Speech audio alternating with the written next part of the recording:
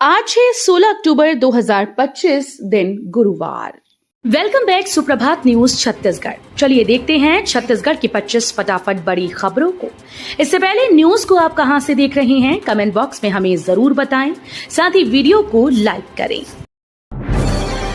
रायपुर की 42 टंकियों में आज शाम नहीं मिलेगा पानी। छत्तीसगढ़ की राजधानी रायपुर के हजारों घरों में आज 16 अक्टूबर की शाम पानी की आपूर्ति नहीं हो पाएगी। नगर निगम जल विभाग ने ये जानकारी देते हुए बताया कि शहर की 42 प्रमुख जल टंकियों से जल प्रदाय शाम के समय बंद रहेगा। वजह है कि बिजली विभाग के द्वारा 33 केवी लाइन में संधारण कार्य, जिसके लिए 6 घंटे का पावर शटडाउन लिया जा रहा है। कागजों में भी 10,463 स्कूल का अस्तित्व मिटेगा। डीपीआई ने जारी की गाइडलाइन। जांजगीर चांपा के 366 समेत प्रदेश के 10,463 स्कूल का अस्तित्व अब शिक्षा विभाग के रिकॉर्ड से मिटने जा रहा है। इसमें एक ही परिसर में चल रहे 10,297 ग्रामीण क्षेत्र में 1 किलोमीटर दायरे में मौजूद 133 व शहरी क्षेत्र में 500 मीटर दूरी में चल रहे 33 स्कूल शामिल हैं। गोवर्धन पूजा पर सरकारी अवकाश घोषित। छत्तीसगढ़ शासन ने जारी की अधिसूचना।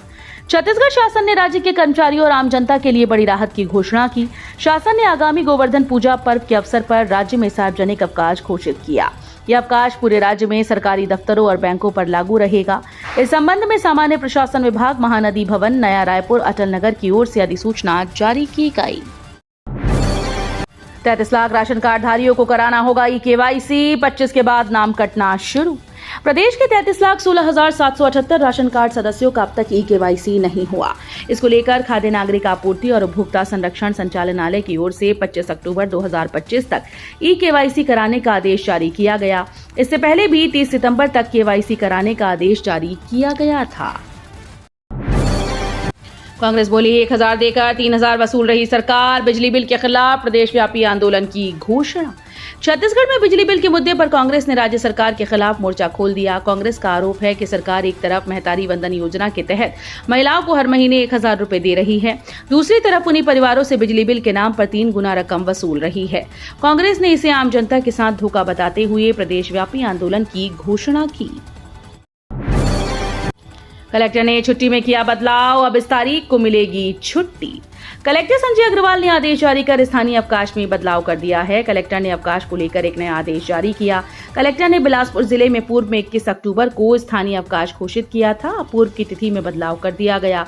पहले 21 अक्टूबर मंगलवार को गोवर्धन पूजा के अवसर पर घोषित स्थानीय अवकाश में बदलाव करते हुए शहीद वीर नारायण सिंह के बलिदान दिवस 10 दिसंबर को स्थानीय अवकाश घोषित किया गया है।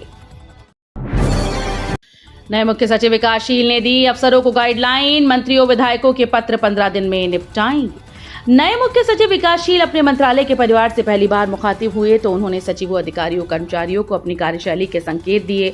साथ ही उन्होंने ये भी बताया कि वे क्या चाहते हैं। उन्होंने नियमित रूप से सभी कामों की मॉनिटरिंग करने और समय पर काम पूरा करने की सीख दी। इस दिवाली पर महिला समूहों के बनाए मिट्टी के दियों से रोशन होंगे घर। प्रधानमंत्री नरेंद्र मोदी के आत्मनिर्भर भारत के संकल्प को पूरा करने की दिशा में स्वयं सहायता समूह की महिलाएं अपना योगदान दे रही हैं। दीपावली पर्व के अवसर पर कलात्मक दियों और पूजा सामग्री का निर्माण करके स्थानीय हाट बाजारों में बिक्री करके समृद्ध हो रही हैं। जिला प्रशासन और ग्रामीण आजीविका मिशन के सहयोग से पेंड्रा जनपद की 5 महिला स्व सहायता समूहों की 12 महिलाएं मिलकर अब तक 70,000 मिट्टी के दिए तैयार किए हैं। बस्तर के आसना में खुलेगा छत्तीसगढ़ का पहला वन विज्ञान केंद्र। संचालन के लिए बनी सलाहकार समिति। छत्तीसगढ़ में बस्तर वन मंडल के आसना में राज्य के पहले वन विज्ञान केंद्र की स्थापना की जाएगी। राष्ट्रीय कैंपा मिशन भारत सरकार ने इसके लिए स्वीकृति दे दी है। छत्तीसगढ़ के बस्तर के आसना में वन विज्ञान केंद्र शुरू होगा। इसके संचालन, प्रशिक्षण और पाठ्यक्रमों के निर्धारण के लिए मुख्य वन संरक्षक जगदलपुर वृत्त की अध्यक्षता में प्रदेश स्तरीय सलाहकार समिति का गठन किया गया। 125 परिवारों और 1000 से अधिक मतदाताओं वाला गांव सुविधाओं से महरूम। छत्तीसगढ़ के कोंडागांव जिले के फरसगांव ब्लॉक में स्थित जुगानी कैंप गांव शासन प्रशासन की उपेक्षा की एक मार्मिक कहानी बन गया। लगभग 125 परिवारों और 1000 से अधिक मतदाताओं वाला ये गांव आज भी बुनियादी सुविधाओं से वंचित। 3 अलग अलग पंचायतों जुगानी, कलार, कुल्हाड़ गांव, चुरे गांव का आश्रित होने के कारण ये गांव विकास की मुख्य धारा से कट गया है। शराब घोटाला, जेल में मनेगी भूपेश के बेटे चैतन्य की दिवाली। 29 अक्टूबर तक बढ़ी रिमांड। छत्तीसगढ़ शराब घोटाला केस में रायपुर की स्पेशल कोर्ट ने पूर्व सीएम भूपेश बघेल के बेटे चैतन्य बघेल की जुडिशियल रिमांड 29 अक्टूबर तक यानी 14 दिनों में बढ़ा दी। चैतन्य बघेल की दिवाली जेल में ही मनेगी। चैतन्य बघेल मनी लॉन्ड्रिंग केस में 18 जुलाई 2025 से जेल में है। ईओडब्ल्यू ने पहले 13 अक्टूबर को चार्जशीट पेश करने के लिए समय मांगा था, लेकिन वो ऐसा नहीं कर पाई थी। छात्रों के लिए अच्छी खबर, नर्सिंग पाठ्यक्रमों में प्रवेश के लिए आवेदन की ऑनलाइन तारीख बढ़ी। राज्य के नर्सिंग विद्यालयों में प्रवेश के लिए ऑनलाइन आवेदन करने की तिथि 3 दिन बढ़ा दी गई। विद्यार्थी अब 17 अक्टूबर शाम 5 बजे तक नर्सिंग पाठ्यक्रमों में प्रवेश के लिए ऑनलाइन आवेदन भर सकेंगे। नर्सिंग पाठ्यक्रमों में प्रवेश के लिए काउंसलिंग समिति के अध्यक्ष ने इस बारे में सूचना जारी कर दी। इस वर्ष 2025 में काउंसलिंग के जरिए BSc nursing, MSc nursing, post basic BSc nursing और post basic diploma in psychiatric nursing पाठ्यक्रमों में प्रवेश दिया जाएगा। राष्ट्रीय एकता दिवस पर गुजरात में दिखेगा नया बस्तर। एकता परेड में छत्तीसगढ़ की झांकी का हुआ चयन। राष्ट्रीय एकता दिवस पर 31 अक्टूबर को गुजरात के एकता नगर में आयोजित होने वाली एकता परेड 2025 में छत्तीसगढ़ की झांकी का चयन हुआ। मुख्यमंत्री विष्णुदेव साय ने इस उपलब्धि के लिए छत्तीसगढ़ राज्य के जनसंपर्क विभाग की पूरी टीम को बधाई दी। उन्होंने कहा कि ये चयन छत्तीसगढ़ की सांस्कृतिक विविधता, लोक परंपरा और एकता के भाव की राष्ट्रीय स्तर पर पहचान है। 110 दिनों तक प्रदेश को भिगोने के बाद विदा हुआ मॉनसून। अब दिन में गर्मी, रातों को बढ़ेगी ठंड। इस साल प्रदेश में मॉनसून ने धमाकेदार एंट्री ली और शानदार विदाई दी। करीब 110 दिन तक प्रदेश को भिगोने के बाद दक्षिण पश्चिम मॉनसून ने 14 अक्टूबर को विदाई ले ली। मौसम विज्ञान केंद्र रायपुर के अनुसार मॉनसून की वापसी रेखा अब प्रदेश से पूरी तरह से पीछे हट चुकी है। बलौदाबाजार ग्राम पंचायत मुंडा में पेयजल संकट, नल जल योजना कागजों में, सरपंच मौन। जनपद पंचायत बलौदाबाजार के अंतर्गत आने वाले ग्राम पंचायत मुंडा आज भी गंभीर पेयजल संकट से जूझ रहा है। गांव के लोगों को पीने का पानी दूर स्थित हैंडपंप से लाना पड़ता है। स्थिति इतनी भयावह है कि गांव के स्कूली बच्चे तक अपने छोटे छोटे हाथों में बाल्टी और घोड़ा उठाकर घरों तक पानी ढोने को मजबूर हैं। रायपुर की ट्रैफिक व्यवस्था के खिलाफ एनएसयूआई नींबू मिर्ची लेकर उतरी। यातायात पुलिस कार्यालय की उतारी नजर। रायपुर की बिगड़ती ट्रैफिक व्यवस्था के खिलाफ एनएसयूआई ने अनोखे अंदाज में विरोध दर्ज कराया। कार्यकर्ता नींबू और मिर्ची लेकर ट्रैफिक पुलिस कार्यालय पहुंचे और दफ्तर की नजर उतारी।